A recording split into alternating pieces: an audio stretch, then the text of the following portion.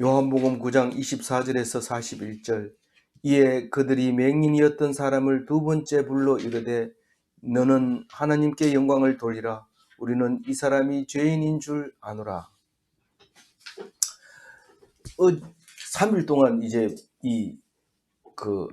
날 때부터 맹인 되었던 사람에 대해서 이야기를 하고 있는데요. 안식일 날 예수님이 날 때부터 맹인된 사람을 보고 낫고자 하느냐 이렇게 할 때 그러면서 침을 뱉어서 진역을 이겨서 눈에 바르고 실로암에 가서 씻으라. 그렇게 했을 때 이 맹인은 말도 안 되는 소리입니다. 이렇게 하지 아니하고 가서 순종함으로써 눈을 보게 됐을 때 사람들이 안식일에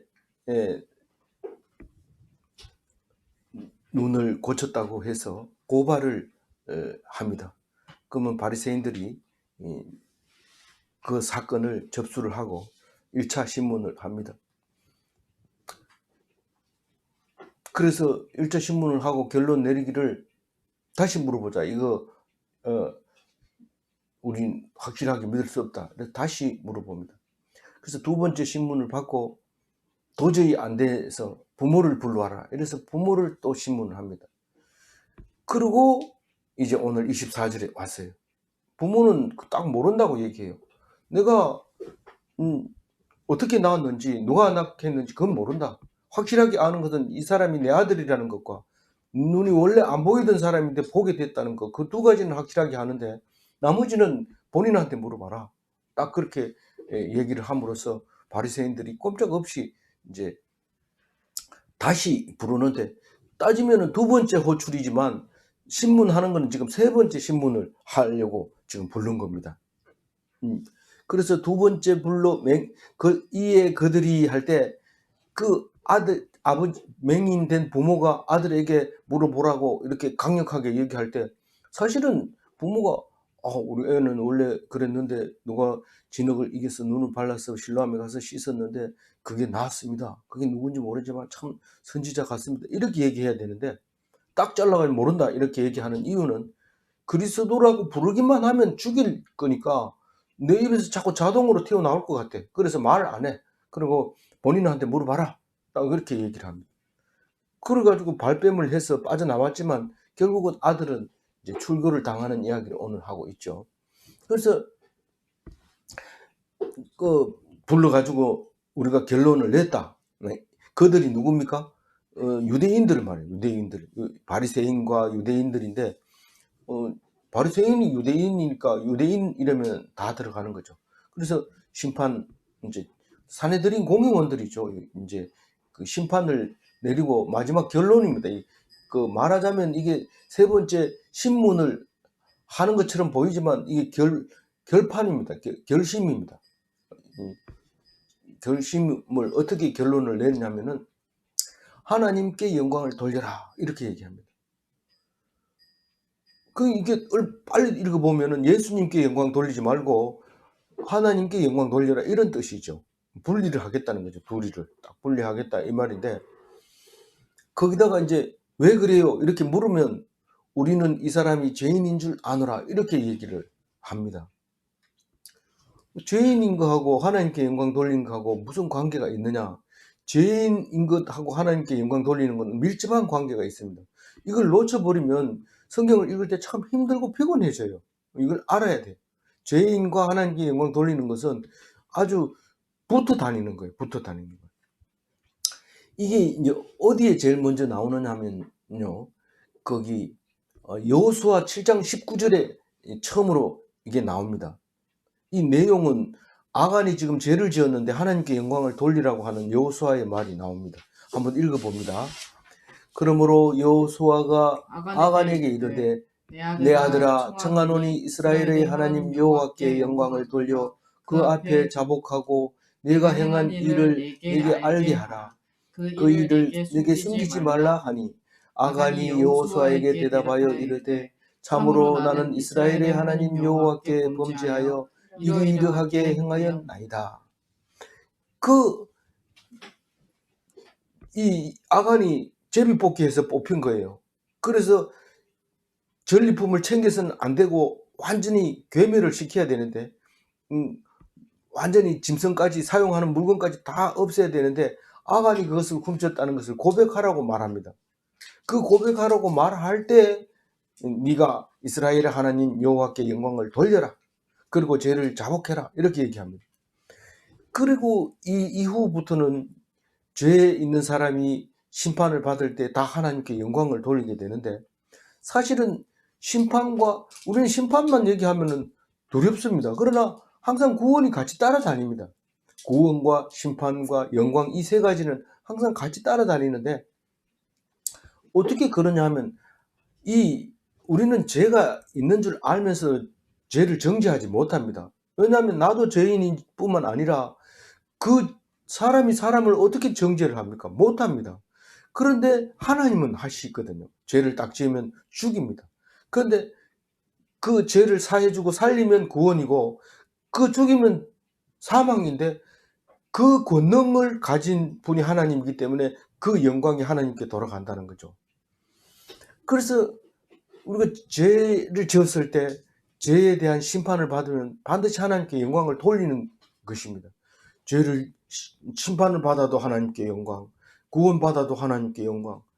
이 심판사역은 하나님께 영광이 될 수밖에 없도록 되어 있는데 이 사람들은 그것을 정확하게 알고 말하는 것이 아니라 예수는 하나님하고 관계없으니까 죄인이니까 너는 하나님께 영광을 돌려라. 네 눈 나은 건 확실하니까 하나님께 영광을 돌려라. 딱 그렇게 얘기하는데 문제가 어디서 부딪히느냐 하면 본인한테서는 그런 게 용납이 안 됩니다. 25절 읽어봅니다. 대답하되 그가 죄인인지 내가 알지 못하나 한 가지 아는 것은 내가 맹인으로 있다가 지금 보는 그것입니다. 한결같이 한 가지 얘기합니다. 내가 안 보이던 눈이 떠졌다. 그것만큼 확실하다. 나는 그 사람에 대해서는 판단할 권한도 없고 능력도 없고 아무도 없다. 나는 알지 못한다. 죄인 얘기는 나한테 하지 마라. 그러나 분명한 것은 내가 눈이 떴다는 거다. 라고 유대인에게 이 사내들인 공회원 앞에서 당당하게 얘기를 하니까 결국은 그 선고가 먹혀들이지 않는 겁니다. 받아들이지 않는 거죠. 나는 그걸로서는 받아들일 수 없다. 그러니까 하나님께 영광을 돌리라 이 말이 마음에 안 드는 게 아니라 죄인이라고 얘기하는 거에 대해서 나는 인정할 수 없다. 그렇게 얘기를 합니다. 사실은 이 날 때부터 안 보이던 그 맹인은 하나님께 영광을 돌렸죠. 그 나를 눈 보게 해주면 하나님께 영광을 돌리겠습니다. 그런 생각을 안 할 수가 없죠. 그래서 이미 죄 사함을 받았고 보게 되었기 때문에 영광을 돌리니까 눈이 밝아진 건데 그거를 유대인들은 모르죠. 그게 순서가 어떻게 되는지도 모르고 겉으로 보기에 네가 영광 돌린 거 내가 못 봤으니까 영광 돌려라. 사실은 영광 돌린다 이 말은 예물을 드리고 하나님 앞에 고백하고 사람들한테 알리는 것을 말하는 거죠. 그렇게 하는 건데 그거를 하는 거는 하지만은 이 사람이 죄인이라고 말하는 것에 대해서는 그것 때문에 내가 하나님께 영광 돌리는 건 아니다. 이렇게 얘기를 합니다. 근데 자세히 보면은 애매한 말을 하고 있는데 성경적으로 다 이게 맞아떨어지도록 돼 있다는 것을 알게 됩니다. 그러니까 이제 그럼에도 불구하고 이제 심판을 해야 돼요. 판결을 해야 돼요. 판단을 해야 돼요. 그래서 마지막 판단을 어떻게 내리는지 26절에 말하고 있습니다. 읽어봅니다. 그들이 이르되 네.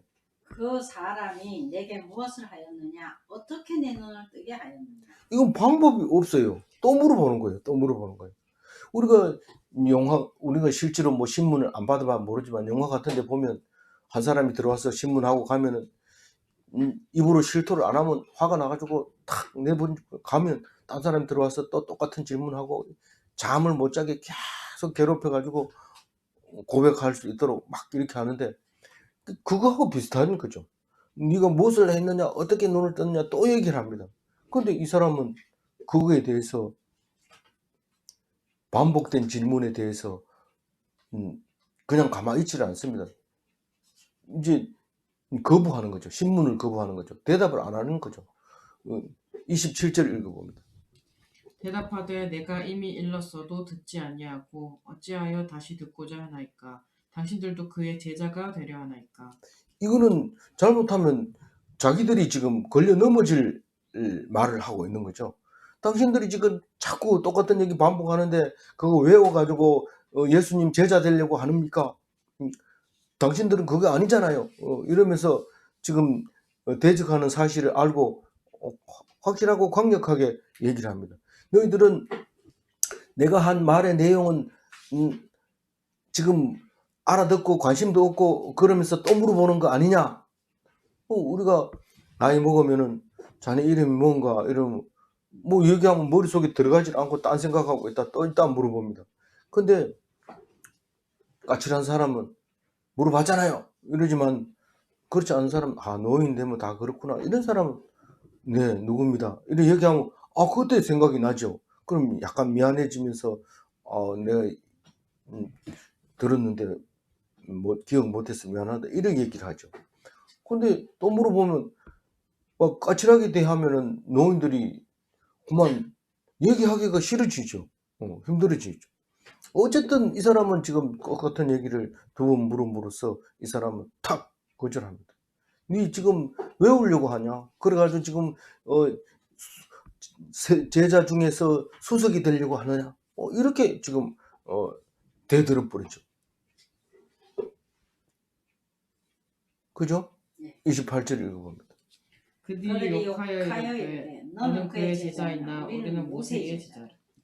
이 사람들은 아직 뭐 갈 길이 멉니다. 이 사람들은 갈 길이 먼데 어쨌든 너는 지금 말하는 거 보니까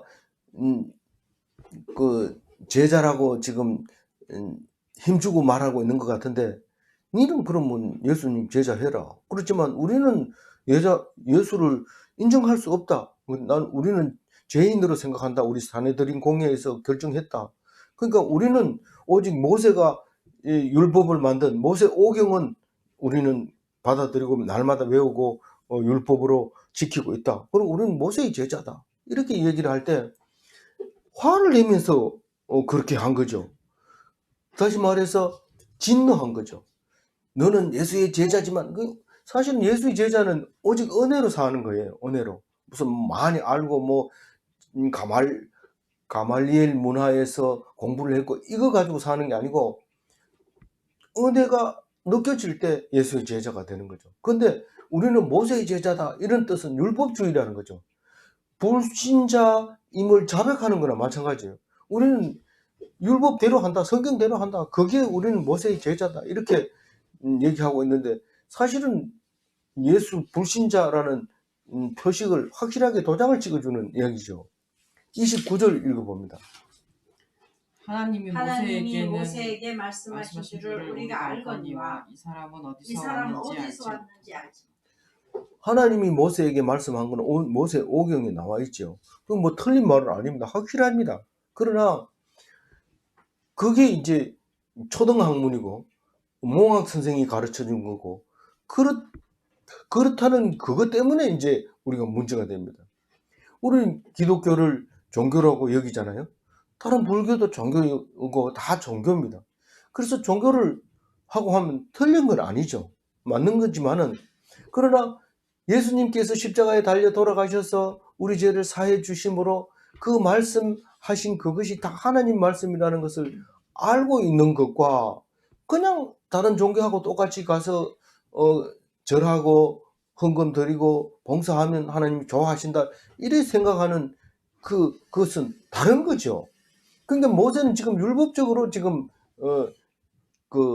성경을 보고 있기 때문에 율법은 사람을 힘들고 어렵고 무겁게 하는 거죠. 율법은. 그런데 예수님은 그 율법을 가볍게 하고 은혜 되게 하고 기쁘게 하는 거죠. 그러니까 똑같은 것을 갖다 놓고 다르게 하는데 누가 위입니까? 예수님이 위죠. 그래서 모든 종교 위에 뛰어난 예수님이라서 우리는 그리스도인으로서의 삶이 종교인들하고의 삶과 다르다고 얘기를 하고 있습니다. 다르다고 하니까 다르다는 말만 기억하고 성경 말씀은 안 기억한다면 그건 여전히 종교에서 머물러 있거나 종교보다 조금 낫거나 요 정도밖에 안 된다는 거죠. 그래서 모세는 알고 예수는 모른다. 이것은 이상하다. 이 사람이 지금 이상하다 얘기를 하지만 사실 이상한 게 아니고 말씀이 성취가 된 거예요. 원래 그렇게 될 것이다. 그래서 네가 십자가를 지지 않으면 안 될 것이다 라는 것입니다. 30절 읽어봅니다. 이 사람이 대답하여 이르되 이상하다. 이 사람이 내 눈을 뜨게 하였으되 당신들은 그가 어디서 왔는지 알지 못하는도다. 이상하다는 거예요. 그 사람이 눈을 뜨게 했으면 진짜 능력이 있고 힘이 있고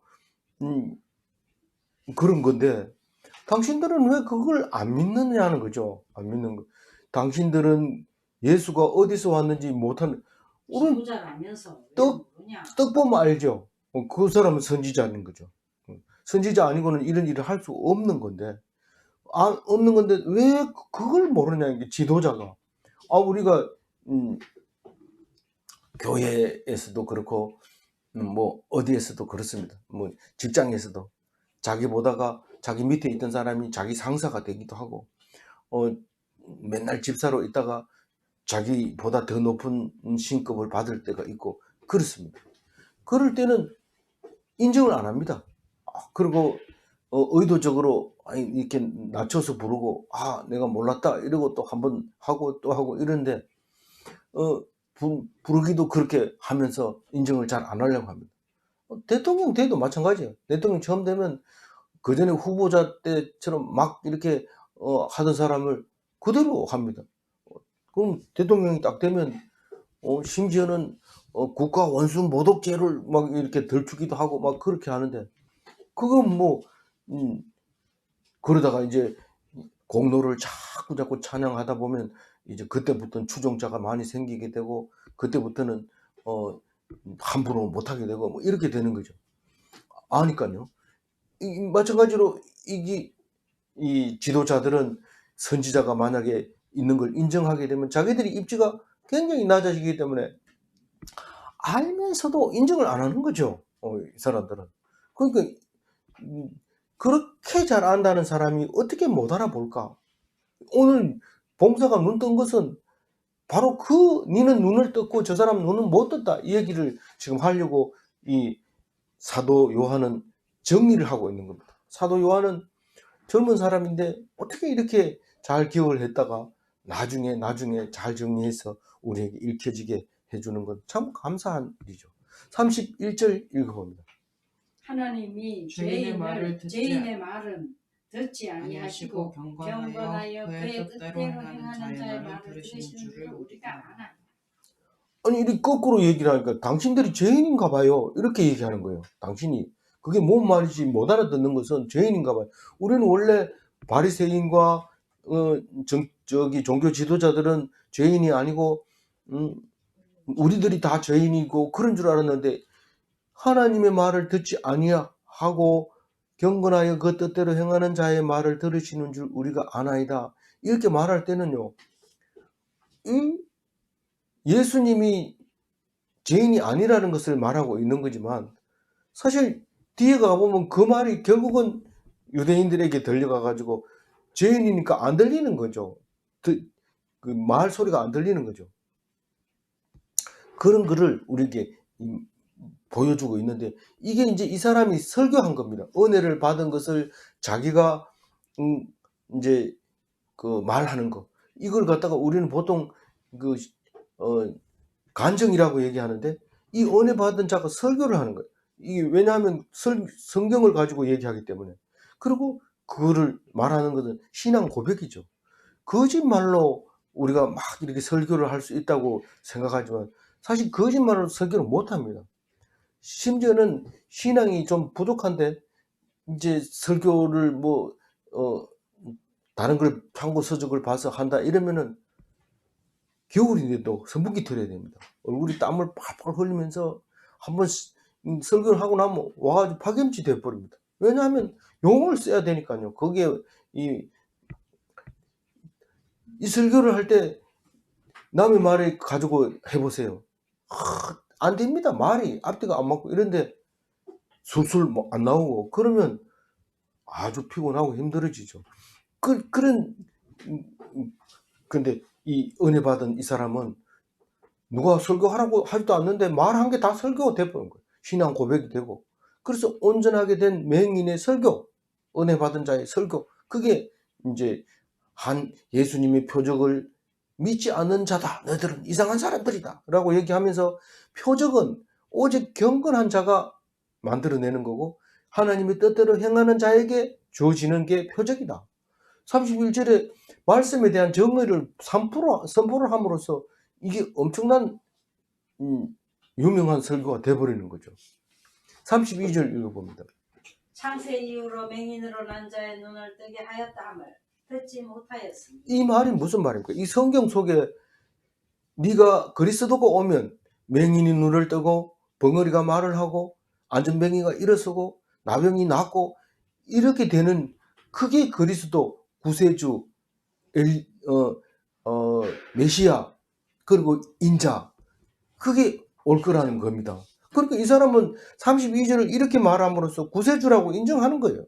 창세 이후로 맹인으로 난 자의 눈을 뜨게 하였다 함을 들어보지 못했다는 거예요. 이건 지금 도저히 보지 못했던 것을 하는 걸 표적이라고 얘기를 하면서 이것은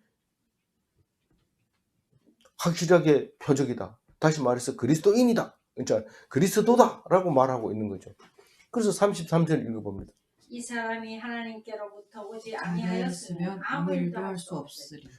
하나님께로부터 안 오면 이런 표적을 일으킬 수가 없다는 거죠. 그런데 이 일을 지금 한두 번도 아니고 여러 번 했는 걸로 내가 알고 있는데 이 사람은 왜 당신들만 모르냐? 남들은 다 아는데 이렇게 얘기를 함으로써 멋진 설교가 3절에 거쳐서 4절에 거쳐서 이렇게 말하고 있습니다. 그리스도다라고 얘기를 합니다. 그런데 34절에 다른 이제 챕터로 넘어가는 거죠. 34절 읽어봅니다.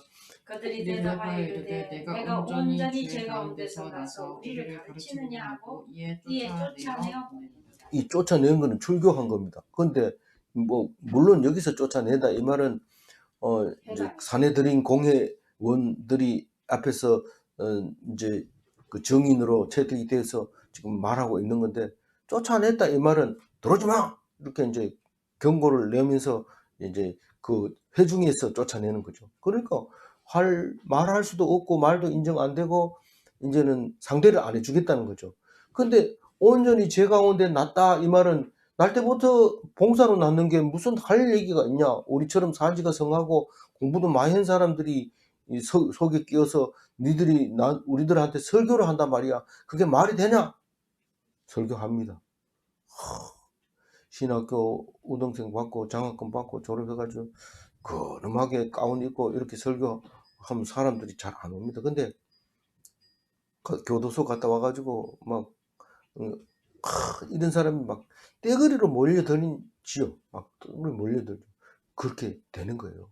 은혜 받으면 말씀이 전파가 되는데 고고하게 이렇게 가말리엘 문화에서 이렇게 공부한 사람들 이런 사람들은 죄를 계속 짓고 무거운 율법에 매여 있는 거죠. 우리가 볼 때는 서울대학 나면 엄청 좋은 것 같지만 그렇지 않습니다. 우리를 가르치려 한다고 막 쫓아내 보냅니다.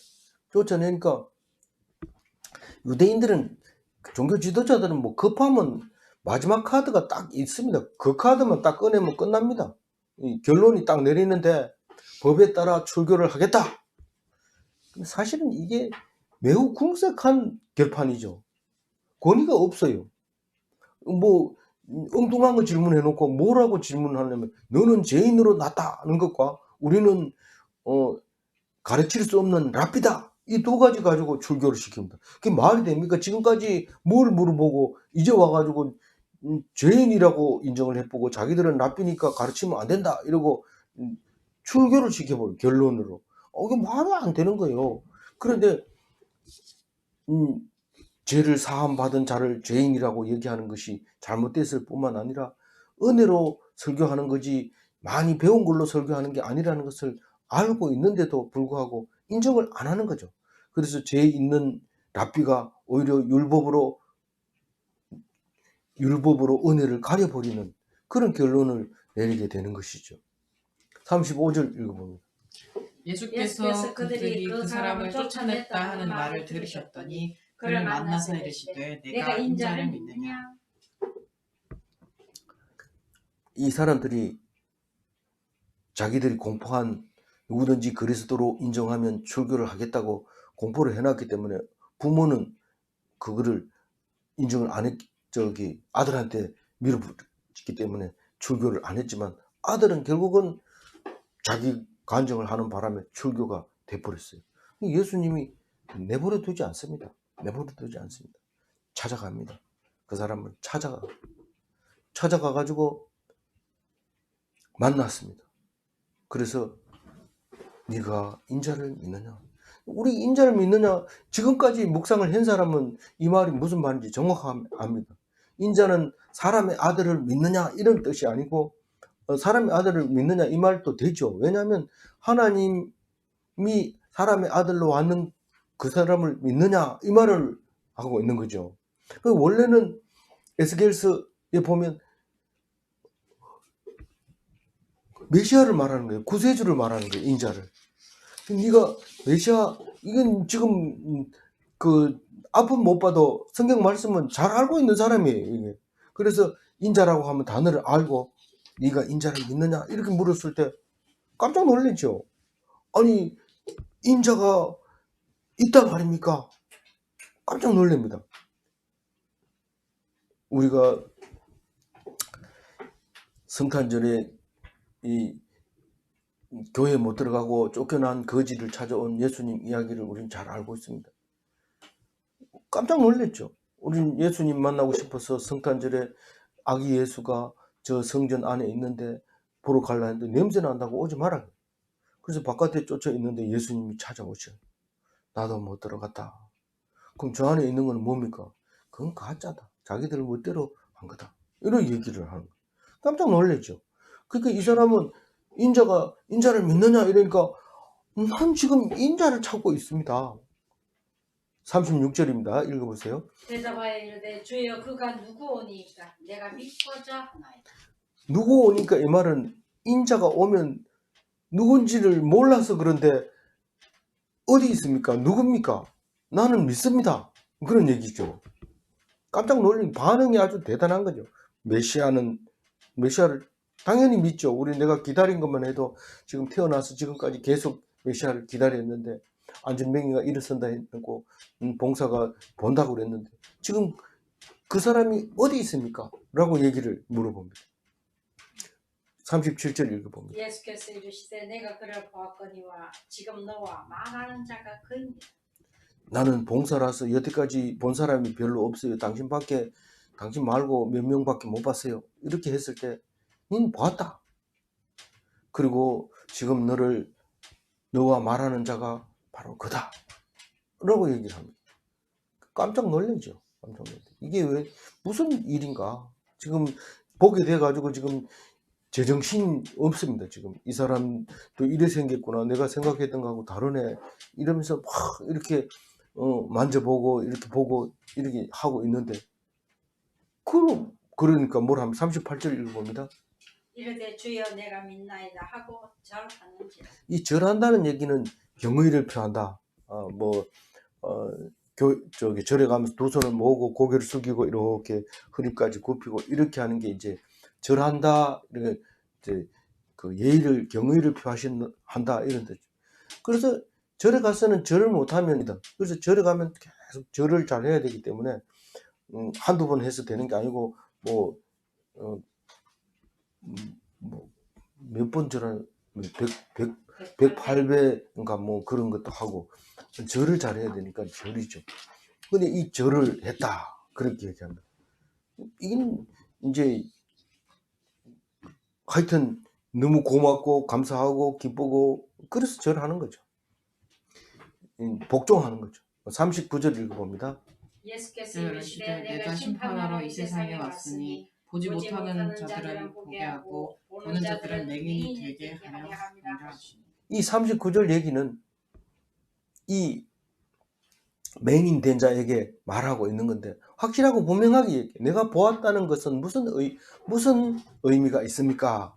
그렇게 물어보니, 내가 본다고 하는 게 어떤 의미를 가지고 있습니까? 그런 질문을 할 때 이 맹인이 고쳐진 결론이 되는 거죠. 39절이 결론인데,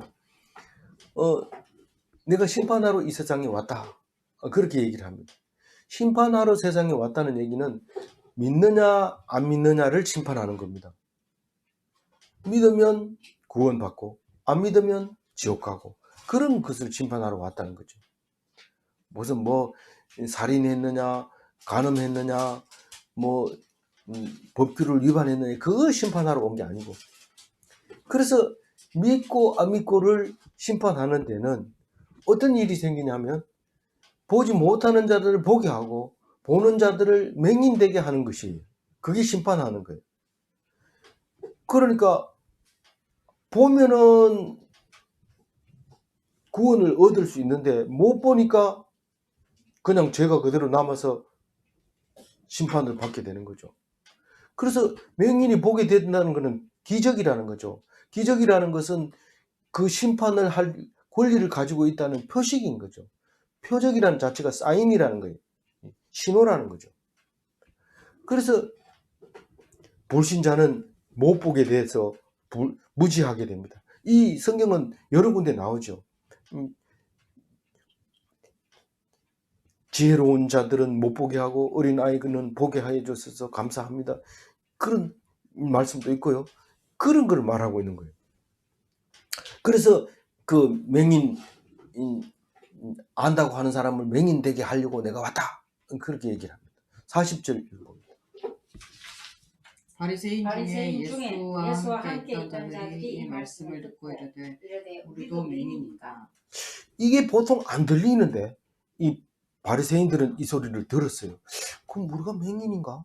이렇게 말하는데, 이걸 이제 우리 성경이 읽어지는 예실 사모님이 쓴 이야기 중에는 생장점이라는 말을 합니다. 이렇게 자기 스스로에게 질문을 딱 던졌을 때 생장점이 터지는데, 거기서 신앙이 자라죠. 그게 없이는 이 고목에 붙어 있어가지고는 나중에 벌레 먹고 죽어버려요. 이 부엉가지는 죽고, 가지에서 그냥 조그맣게 무시했던 게 거기서 생장점이 터져서 가지를 내서 열매를 엷게 하는 그런 나무의 형상을 보고 이름을 붙인 게 생장점. 그 바리새인들이 반응이, 유대인 중에 좀 안다고 하는 사람이 이 알지도 못하는 사람이 말하는 걸 보고, 그럼 우리가 맹인인가? 이렇게 말할 때 이게 성경에서 엄청 중요한데, 이 사도 요한은 그것을 기억하고 기록하고 있는 거죠. 마지막 41절이 중심 말씀이기도 하고 또 예수님의 결론이기도 하는, 이 맹인을 고치고 나서 한 결론이기도 한 말씀입니다. 같이 읽어봅니다. 예수께서 이르시되 너희가 맹인이었더라면 죄가 없으려니 본다고 하니 죄가 그대로 있느니라. 우리는 앓고 있는 사람이 그 병을 고칠 수 있죠. 근데 아픈 줄도 모르고 있으면 병은 그대로 있는 거예요. 고칠 수가 없어요. 그래서 우리가 맹인이라고 하면 하나님이 죄를 사함받고 보게 되고 은혜를 받지만, 내가 왜 맹인이야? 내가 못 보는 게 어디 있어? 다 본다. 이렇게 하면 죄로 인해서 보지 못하는 천국, 그 은혜, 그거는 볼 수 없는 거죠. 그대로 있는 거죠. 그래서 오늘 이 보이지 않는 맹인이 보게 된 거에 대해서 길게 이야기를 할 때, 뭐 허황된가? 이거 뭐 이 부처님도 그 정도는 할 수 있다, 이거하고 차원이 다르죠. 뭐 차원이 다른 거죠. 말씀으로 우리에게 보여줍니다. 그래서 영안이 열리고 하나님 나라를 보는 그런 그리스도인이 다 되시기 바랍니다. 네, 기도하겠습니다. 하나님 감사합니다. 본다고 하면 보지 못하는 맹인이라고 오늘 말씀하실 때에 오늘 또 교만하지 않게 하시고 오늘 또 힘들고 어려운 자들을 기억하게 하여 주옵소서. 정말 우리는 맹인을 불쌍히 여기지 아니함으로써 천국에 가지 못한다는 것을 이야기하실 겁니다. 이제 예수님은 그 얘기를 하실 겁니다. 그것 때문에 죽임을 당할 겁니다. 그러나 오직 그것이 하나님이 가실 길이고 하나님이 지어야 할 십자가인 것을 알고 묵묵히 걸어가신 예수님을 본받을 수 있도록 묵상교회를 축복하여 주옵소서. 감사하옵고 우리 주 예수 그리스도 이름으로 기도 올리옵나이다. 아멘. 네, 감사합니다.